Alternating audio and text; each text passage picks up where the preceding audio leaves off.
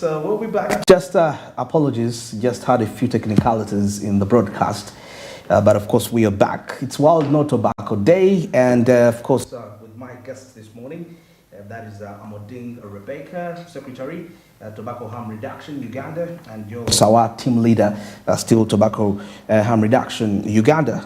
Well, as we're having a discussion here, 2020, this is 2024.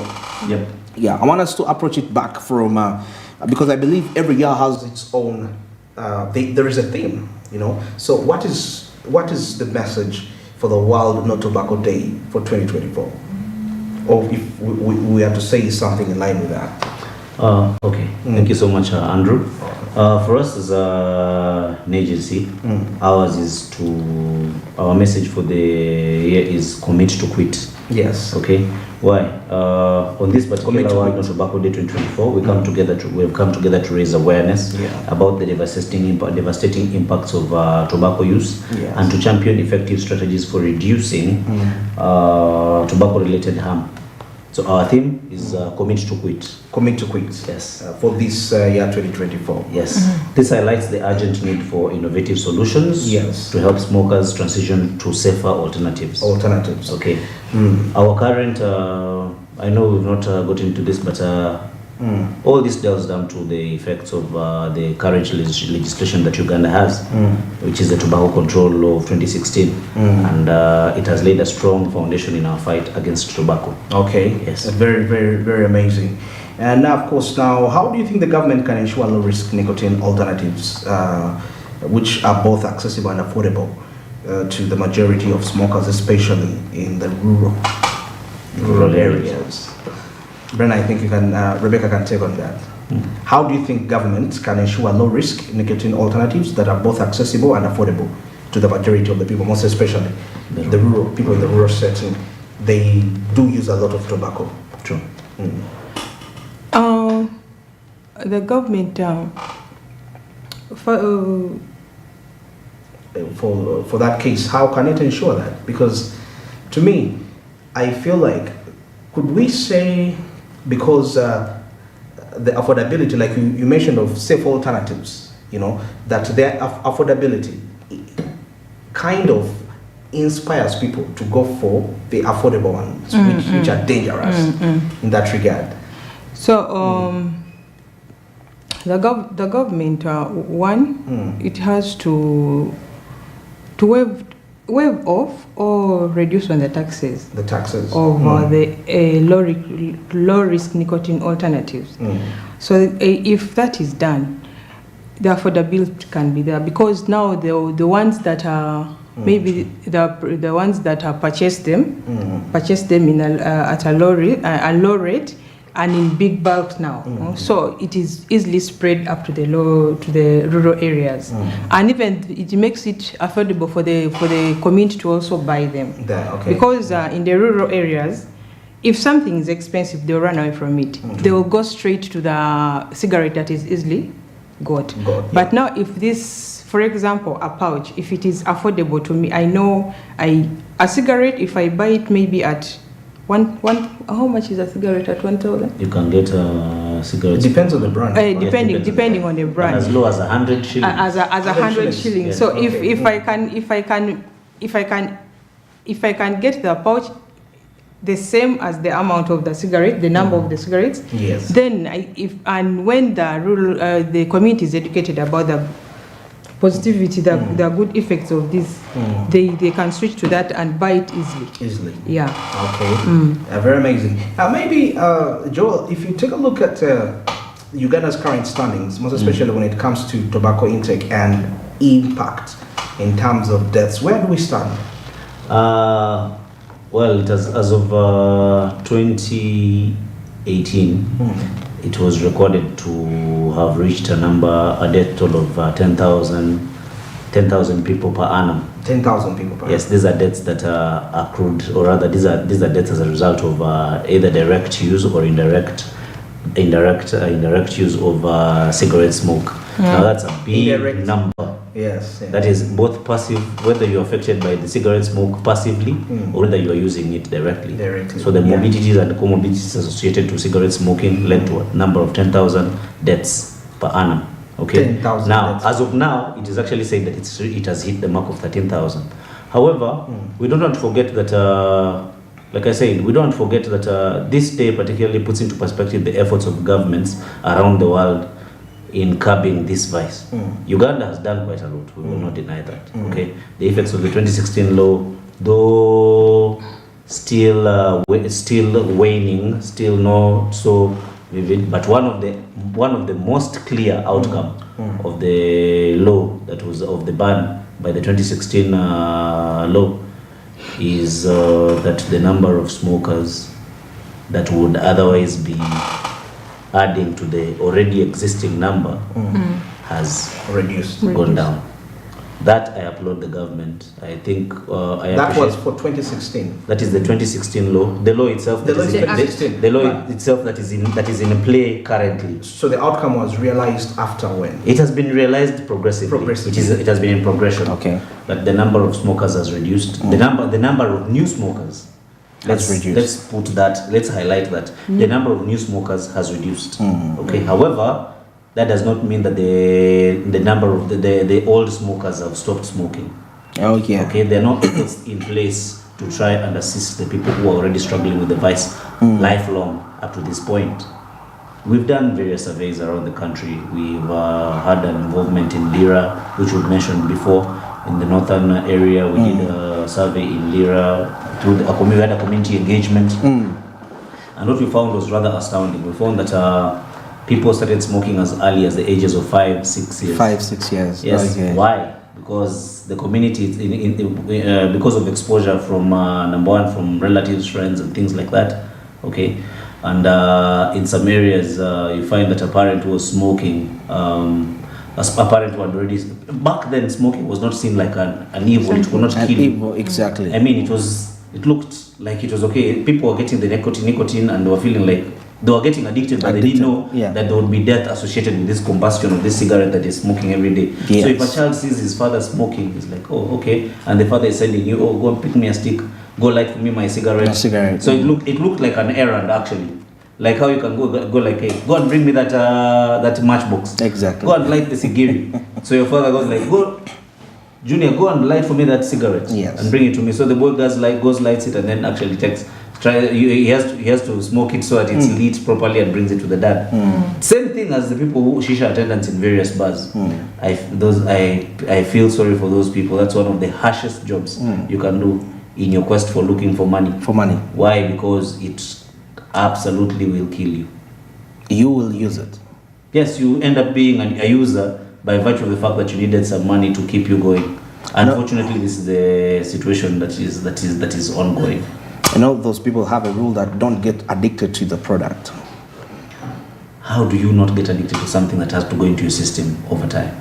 And it's like how somebody can say, I make wine, but I don't take wine. I take it for money. Do you think... see, listen here. The smoke, because...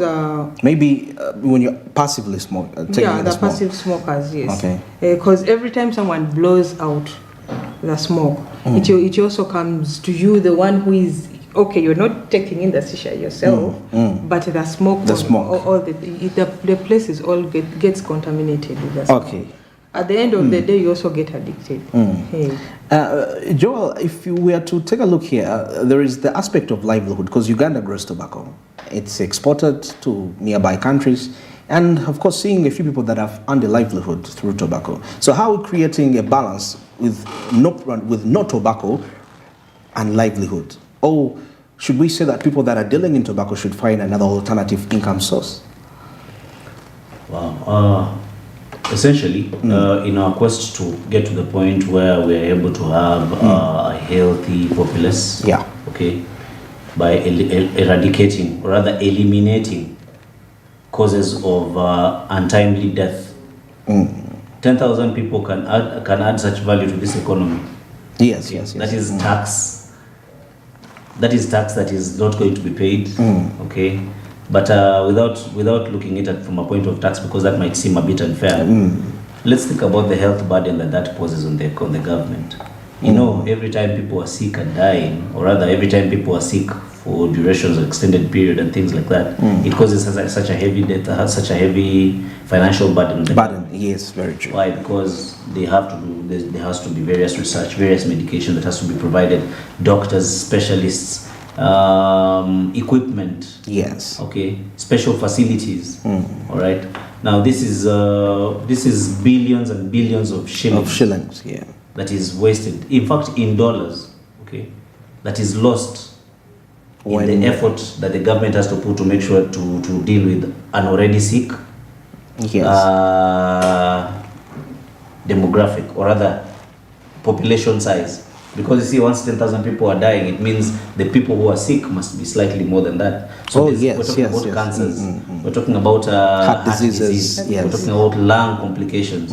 I mean, the lung. I just heard that the Heart Institute, there's a new technology that has been introduced in Mulago that is supposed to, in relation to the lungs. Now you need to know that, you need to also understand very well that some of the complications that come as a result of lung complications mostly are associated to cigarette smoking to a high degree. Okay. Now, if we're able to actually remove this problem, it might not be immediate but strategic. Strategic, yes. Okay. Because, you know, at the end of the day, we're talking about individuals who are addicted. Okay. Addiction is not illness. Addiction, or rather, we should not deal with the community of smokers as sick people. Okay. Let us deal with them as people struggling with a habit. Because it is habitual. It's habitual. Now, stigmatizing somebody who's already struggling, has it ever brought positive results? Not really. Think about the time COVID was on. Yes. Do you remember the first people who suffered from COVID? It was. They even gave them numbers. They were called index. So exactly. Okay. Yeah. So if you remember, I had a friend who told me about him being among the first people. So he was actually on register somewhere there. Now it was a very difficult time. Okay. Now these things should teach us about how the need to have humanistic approaches to helping people in a struggle.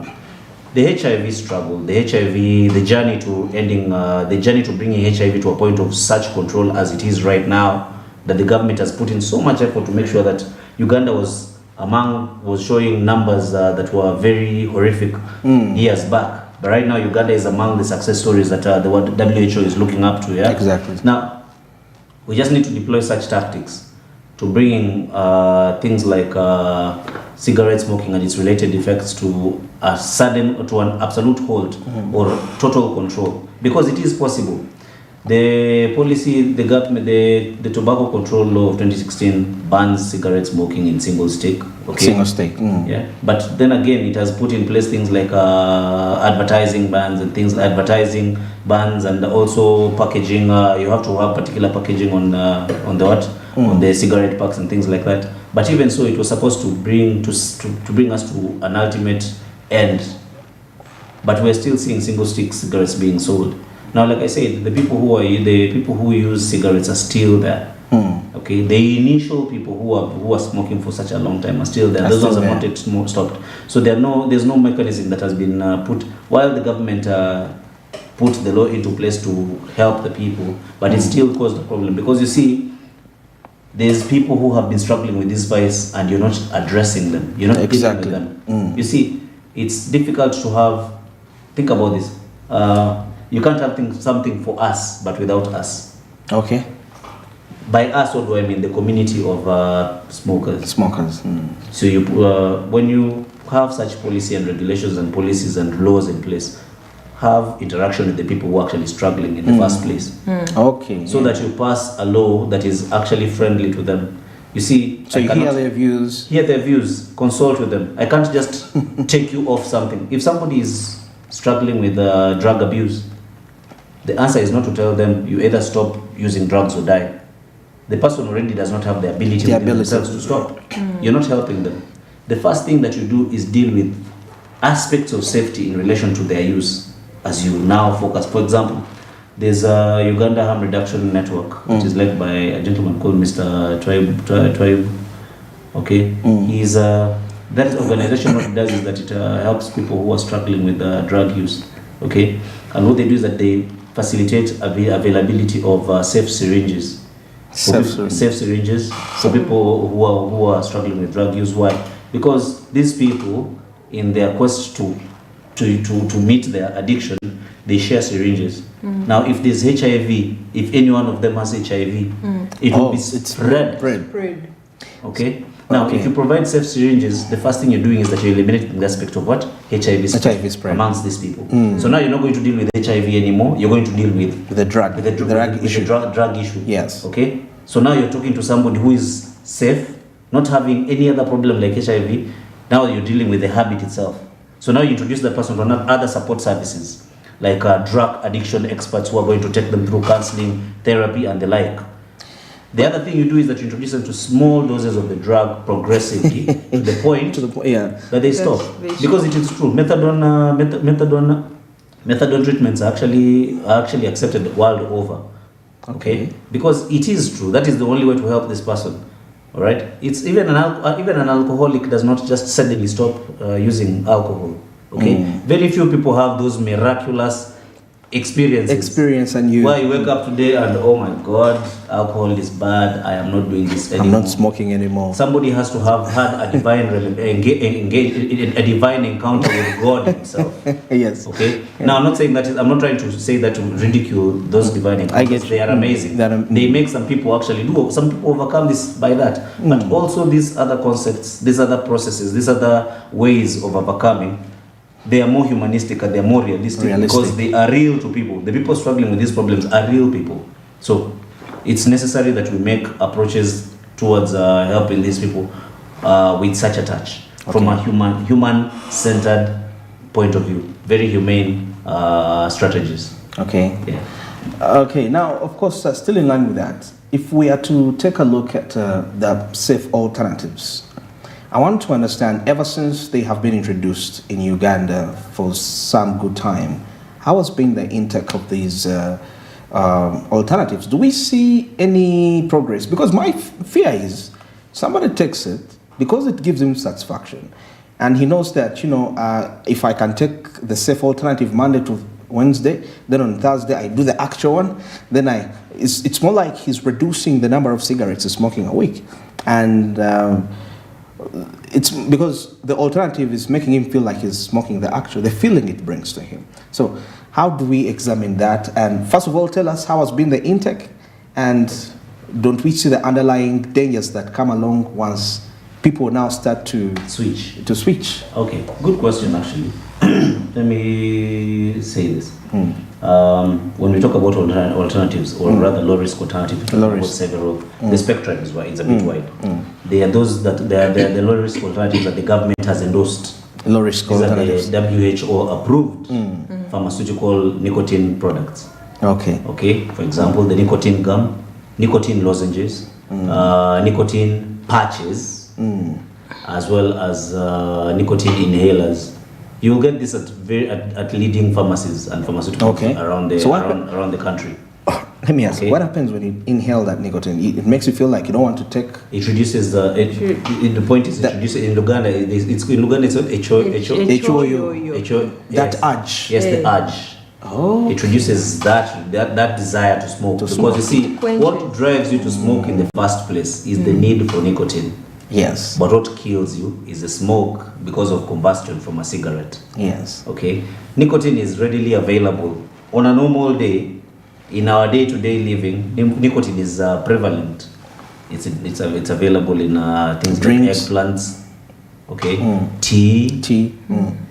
Carrot have a degree of nicotine.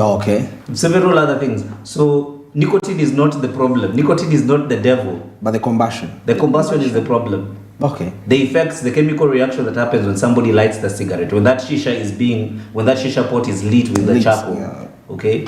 So that's why the drive and like you read earlier, the technologies and the innovations that are coming that are around the fight against tobacco smoking are that we are being led away from combustion and instead we're being led to heat, not burn.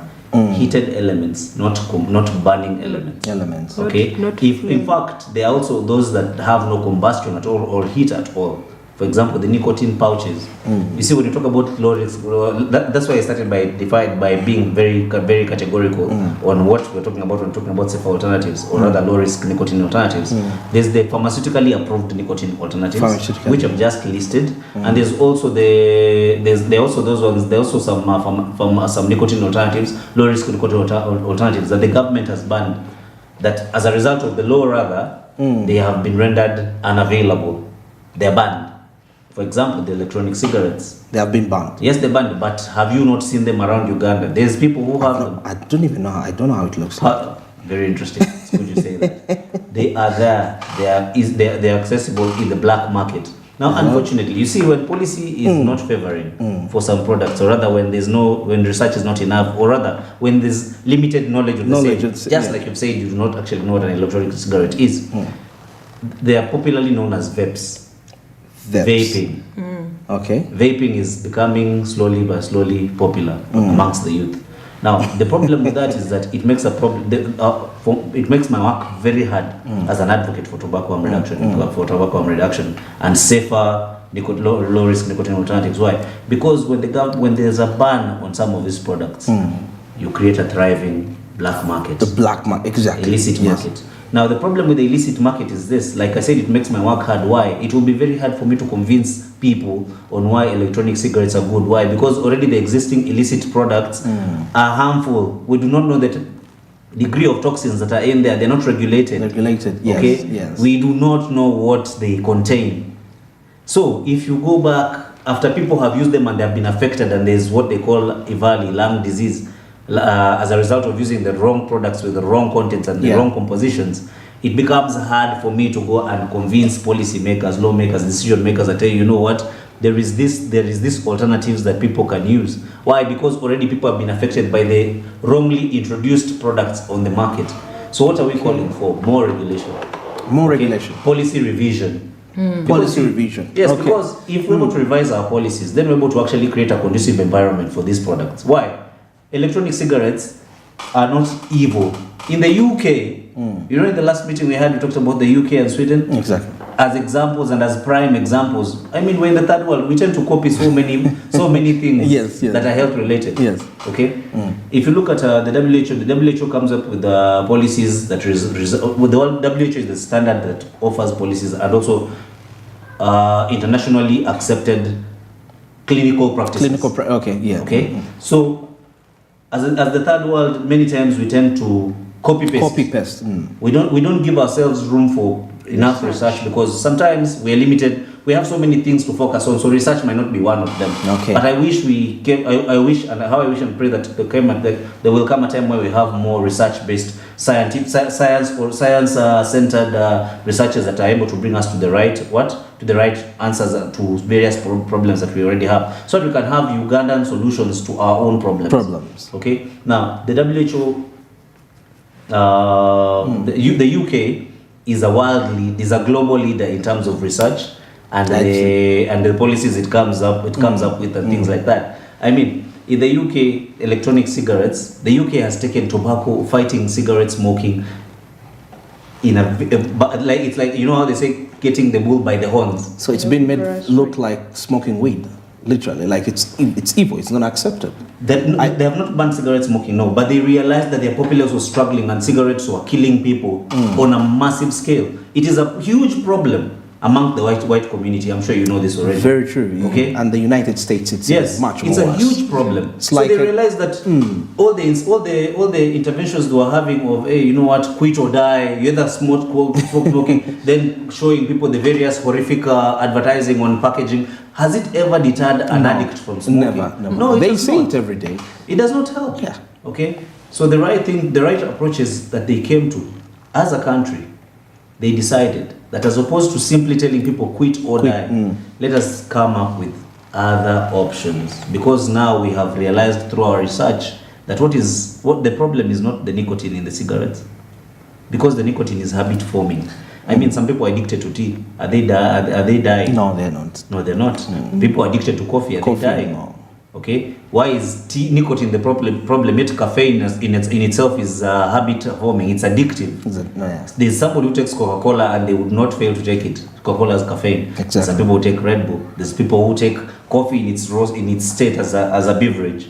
Yeah. Okay, caffeine is addictive and it's known that it's known. But why are we isolating nicotine itself and making it the problem? The reason, I think, the reason is because it is of its intake.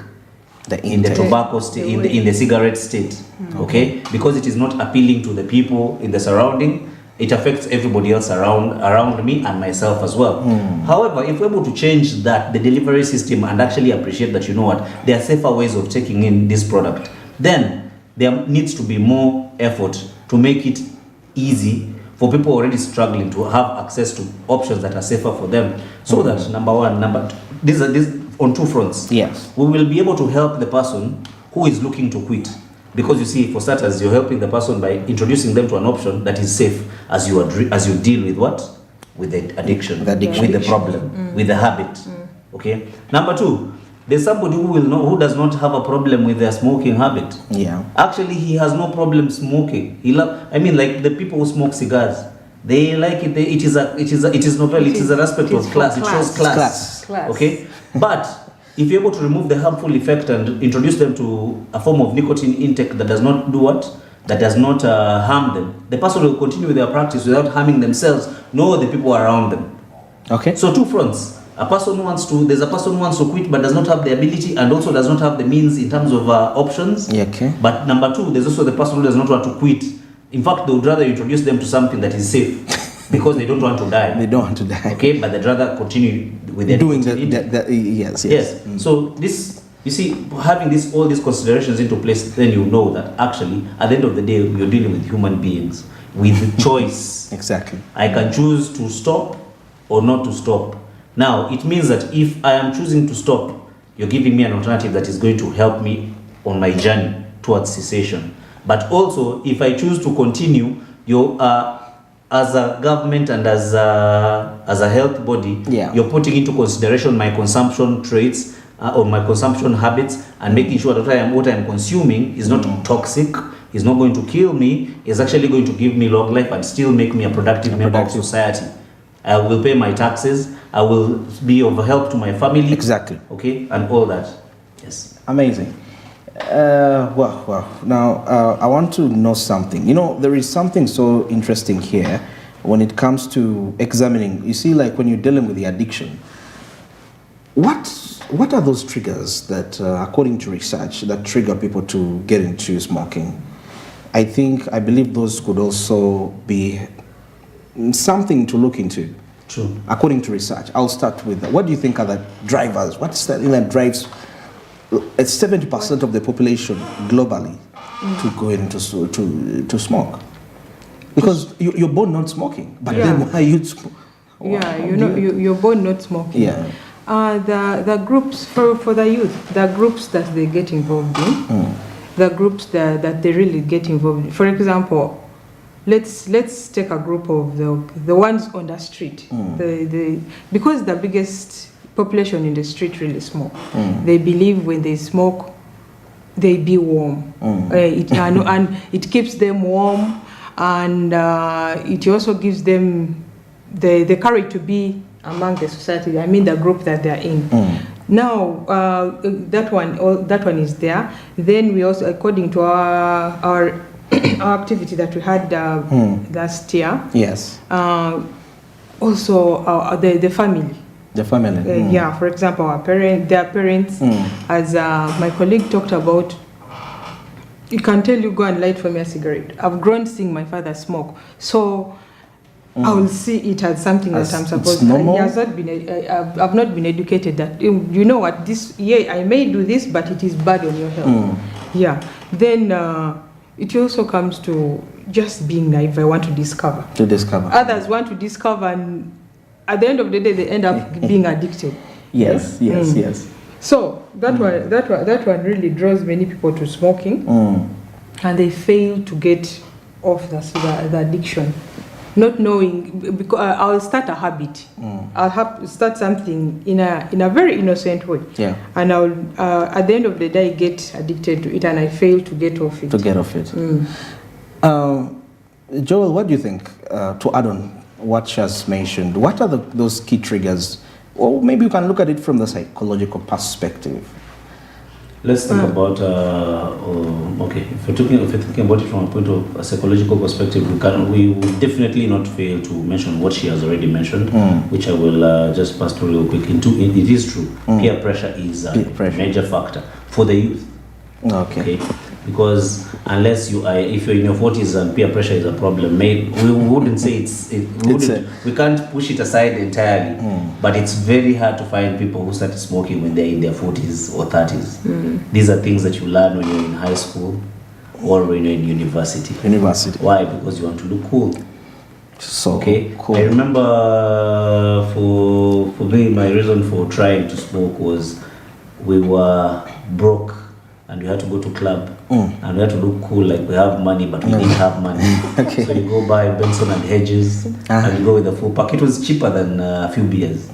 Yes. You have a pack of Benson and Hedges, and then girls asking, "Hey, can I smoke?" You're the one dishing out. After all, you know very well you're not going to smoke the whole pack. So you're dishing out Benson and Hedges, and you know it's such a brand. It's a brand. And then when you actually have it and you're smoking without knowing that ultimately you're actually creating a problem for yourself. Okay. And it looked good to your peers, and after all they're smoking and it seems like nothing is happening. So that was one, and then the other is like she said, the issues of environment. Some people grow in environments that are harshly very cold and things like that. So some people grow up in those climates, and one of the things that is the most used in the society in that society is cigarette. Why? Cigarette triggers. Nicotine is a stimulant. Okay, even if whether you took it in tea or you took it in whatever other form, it is a stimulant. It triggers blood flow. Now the fact that there's an increase of blood flow in your system and things like that, it generates heat. So you'll not be as cold as somebody who has not yet taken a stimulant. Okay. Now that makes people feel like, oh, okay, it is something we can actually adopt to using or to doing. All right, so it comes in various forms, and cigarette smoking, unfortunately, is one of them. That's why when somebody smokes, they'll always go like, "Oh, I'm feeling warm." People smoke. They're not lying. It's true. It's true. But the effect. Now, the other thing is that we have to look at it from an economic point of view. Okay, inability. There's a very close relationship between. You talked about the psychological aspect. The psychological aspect. There's a very close relationship between mental health and addiction to cigarette smoking. People who struggle with mental health challenges are drawn to cigarette smoking greatly. Okay, people who have schizophrenia, people with mania, people with depressive tendencies and the like. Why? Because it has a soothing effect. Nicotine has a psychoactive effect on somebody's mind. It has a soothing effect. Okay, nicotine in itself, like I said, is not a problem. It's not a problem. Okay. Nicotine is useful for memory. Okay, you cannot not use nicotine as one of the essential nutrients that somebody needs in their body. Just the problem is the abuse at what degree. Okay, just like caffeine is necessary for 1 or 2, 3 things. Purples have what they call papain. Okay, if papain was actually extracted and given to people in some other way, people would abuse it. Okay, then purpose would purpose really become a problem just because of the processes? Okay, look at morphine, look at dopamine. I mean, look at morphine itself. Morphine is an essential drug in anesthesia. Okay, it's used to reduce pain to deal with several things. But people even in the medical practice who have access to this to morphine, they get addicted to morphine. Doctors, medical practitioners, they get addicted nurses, yes, because it is accessible to them. Somebody starts taking it innocently, maybe you had an accident and then there's a pain that's been ongoing, so you're taking it innocently, progressively. Even patients who are able to access these products off counter, but eventually it becomes a problem because now you become addicted to it. Okay, so it's addictive in a place whereby even if you don't have pain, you will have to you will have to take it because it has that In the brain, it goes on the brain. It becomes like, you know, when you're hungry, you really yearn to, you look forward to eating something. That is how addiction is. When you're hungry, you really look forward, oh my God, where do I get the nearest food to put in my stomach? So that's so when that urge comes, obviously you're going to look for how to take it in. And the truth is, for some of these things, it's true, would lead them to the addiction experts to even break them down further, okay? Because they understand these details, they are the authority behind this. But what I can say for fact is that if somebody, some of these drugs come because some of these drugs help people who are very highly anxious. They reduce their anxiety. So you find somebody, there's people who feel like when they have a kick of the poison they take, it reduces the degree of anxiety. Their mind is all over the place and things like that. Actually, you find somebody in a state of their satisfaction, sort of. In that point, they are not anxious. They are not, all over the place. So anyway, we were addressing the fact that issue of drivers, and these are some of the things. The state of the economic effects. Okay, joblessness. Anxieties, mental health, a background of somebody has a background of mental health. It's also a trigger. It's also a factor to consider. But also, indeed, like she said, environment. A few other things that you could point out, but those are the main ones. And even accessibility, easily accessible. Easily accessible can actually lead somebody to just out of curiosity. But you see, all that falls back to a curious mind. Okay. But yes, the ones we've listed, those we can work with that. Well, there are some few statements here and some stakeholders here. This is Professor John Newton, Director of Health Improvement at Public Health in England. I'll say that it would be tragic if thousands of smokers who quit with the help of an e-cigarette are being put off due to false fears about safety. And he says that we need to reassure smokers that switching to an e-cigarette would be much less harmful than smoking. Of course, he says further that this demonstration highlights the devastating harms caused by every cigarette and helps people see that vaping is likely to pose only a fraction of the risk. I think you hint on that. And then Dr. Derek Yach, former president of the Foundation for a Smoke-Free World, says embracing tobacco harm reduction strategies can significantly reduce the global burden of smoking and related diseases. Ensuring accessibility and affordability of low-risk nicotine products is a commendable step in the right direction with potential to save millions of lives. Amazing. All right, and of course, World No Tobacco Day, and it's exactly 4 minutes past 10. But of course, before we get out of here, what are some of your last remarks to the smoking community out there? I will start with Rebecca. They have a choice. They have a choice to make. They should not struggle with the addiction of nicotine. They really have a choice to make. They are different. Because there's a very big population out there that wishes to quit this act, this habit, but they do not know how. So there is a lot for them out there that they can. There is more information and where they can understand exactly which alternative that can be the best for them. Okay. Then also they should be open to learning. They should be, because someone is saying it is either I smoke or not smoke, and so they should be opening to learn to learning what is there in the market that can help me quit the thing. Yes. In a progressive way, not being, because most people fear that if I try to stop, most of them have tried. I had an uncle who tried quitting smoking, but he feared the, how do you call it, the symptoms? The withdrawal syndrome. Yeah. The withdrawal syndrome. Yeah, because now he didn't know. He didn't know that, okay, I can take these steps to do this. So they should we encourage them to come up and know that there are different ways you can quit this habit slowly by slowly without being affected by the symptoms. Okay. Joel, sir, well, your last remarks. Okay. I just wanted to note, we earlier mentioned that for us as an organization, ours is to encourage people to commit to quit. Yeah. Okay. But this year's World No Tobacco Days theme is geared more towards protecting the children from the influence of tobacco. Yes. Tobacco influence, protecting children from the influence of tobacco tactics. Okay. Because why people believe that the tobacco industry has tactics that are aiming at introducing new smokers and mostly the young generation. And the theme itself this year is emphasizes protecting children from the tobacco industry's manipulative practices, ensuring a healthier future for the next generation. Okay. That's the theme this year. I believe in a lot of stakeholder engagement and involvement.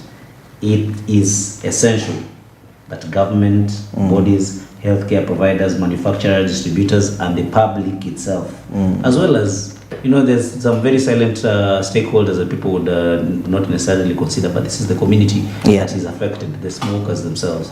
I wish we had a different word aside from tagging them smokers. Addict. Okay, people. I wish we had a different word, and unfortunately we do not. Okay. Yeah. But that's why the best thing for us, we call them the community. The community. Of smokers. Okay. So as well as the community of smokers. Okay. If these people, all these, if we could, it is a must that we have a collaboration between all these stakeholders. Why? To incorporate harm reduction principles into our policies. Okay. To reduce taxes on the low-risk products, to make them more affordable. Okay. Yeah. To ensure widespread distribution, especially in rural areas. Rural areas. Okay. To educate public about the relative risks and benefits of low-risk nicotine, because it is important the public knows. Yeah. Okay. Very true. Alternative, low-risk nicotine alternatives through comprehensive awareness campaigns. It is also vital that we include scientific research in these matters. Why? Because science-based approaches always yield best. By investing in ongoing studies and engaging with international health bodies, we can ensure that our policies are grounded in the latest evidence-based practices. Countries that have successfully implemented, we should also benchmark on countries that have successfully implemented harm reduction strategies and offer valuable lessons that we can adopt in context to our own. Okay. There's also this bit that I was interested in noting. Our current Tobacco Control Act of 2016 is what we're using as a framework or as a basis for what we're saying. It has laid a strong foundation in our fight against tobacco. Why? We have realized, we've just discussed about the results. It has helped reduce the number of likely new smokers. Okay, that is a plus. We cannot overlook that. Okay, but we're also saying that there's this other angle that needs to be considered. Okay, why? That, however, to truly make a difference, we must enhance our legislative framework to support new, scientifically backed nicotine alternative, such as the electronic cigarettes, heated no tobacco products, like the nicotine pouches we talked about, like the heat not burn alternatives for nicotine, and the like. Why? These low-risk alternatives can play a crucial role in reducing the health burden associated with smoking, but they must be accessible, they must be affordable, and they must be widely available. And we believe that our government, which is led by our able leaders, is able to come to a point where we can actually sit on a table and discuss these things. Yeah. Okay. We don't have to run away from technology as it comes, because at one point TVs were evil. At one point, the internet was evil. But now the internet is a tool that we're using in our everyday business. In running the economy. It is driving the world. So we should not be afraid of new technologies and innovations that will come. However, let us face them and turn them into tools that we can use positively to make better our society and our country.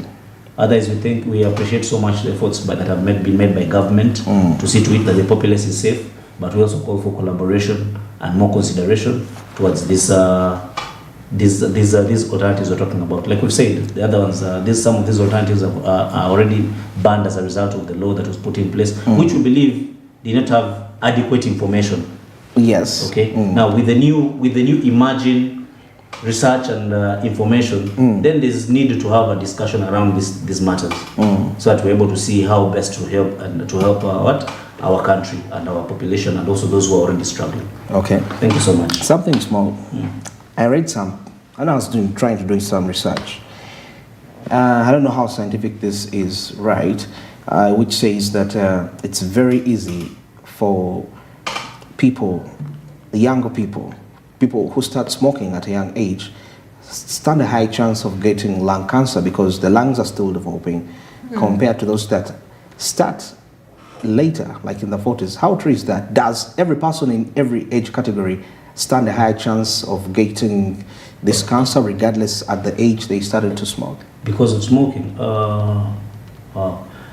it is, you see, and I remember in our last discussion you mentioned something about the age aspect. The age aspect. Like how does how if somebody actually spent their whole life smoking, and they say, I mean, you would have had reports that somebody says they have been smoking for over 50 years and now they're dying at 70, then that means that it's not necessarily that bad. Somebody can live out the length of their life.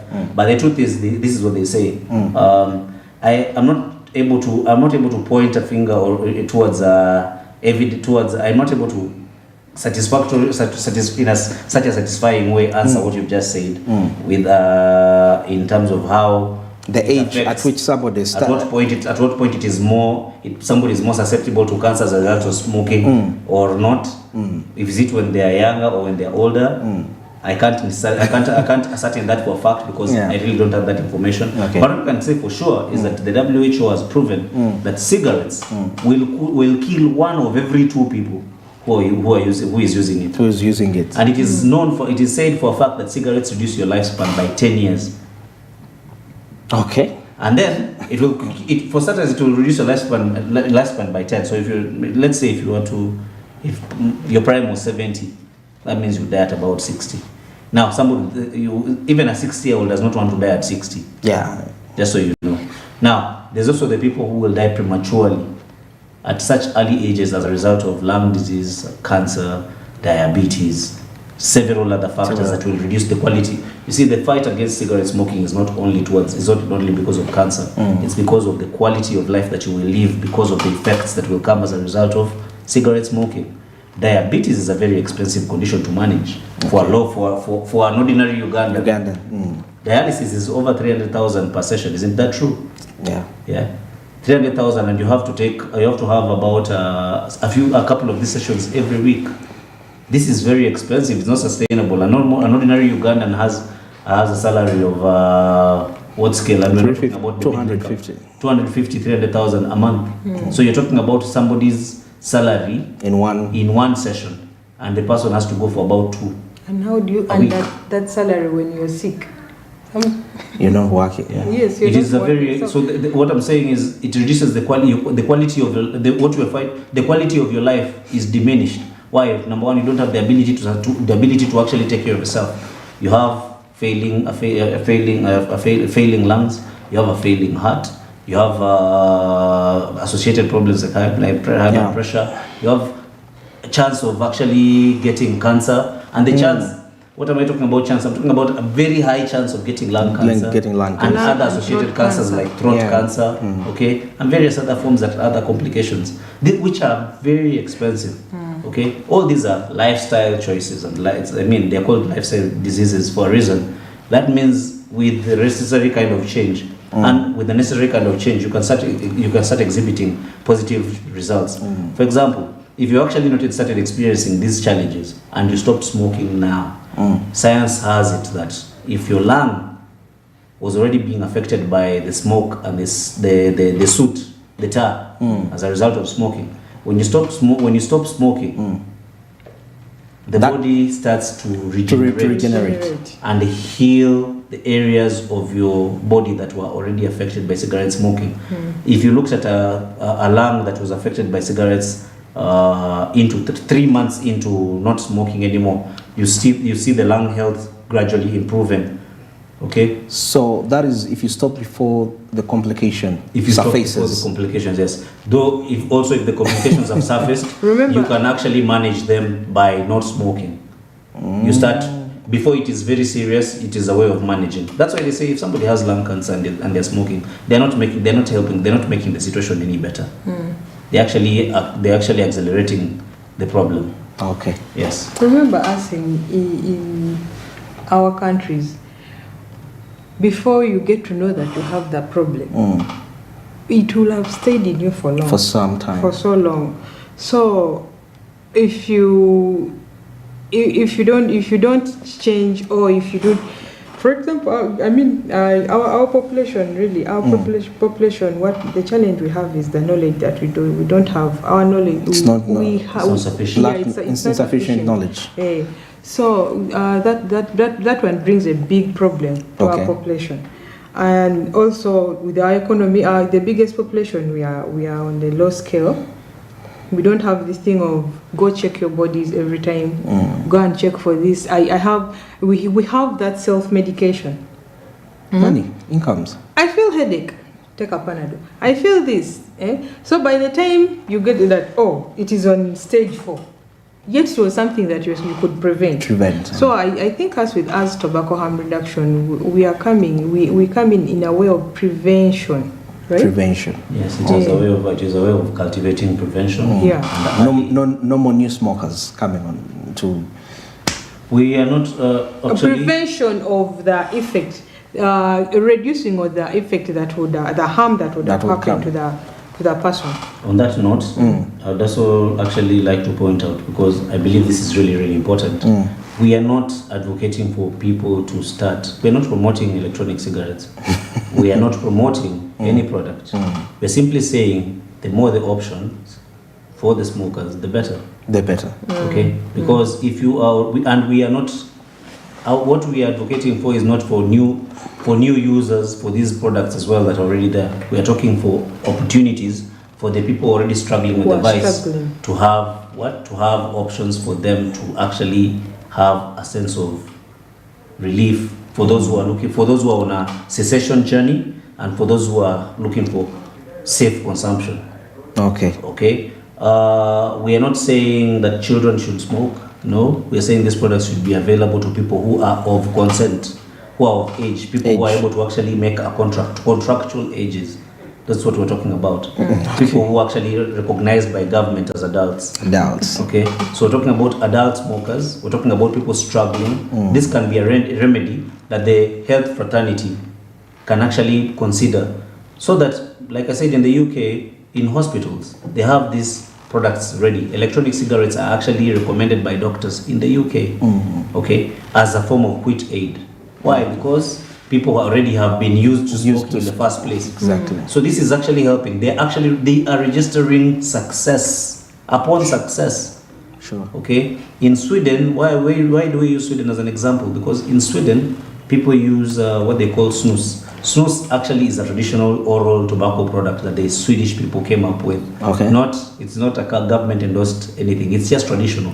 Why do people use Sweden then as an example? It's because snus. Sweden is one of the countries that registers the lowest form of cancers related to cigarette smoking in the world, and the deaths related to cigarette smoking the rate is so low, it's almost zero.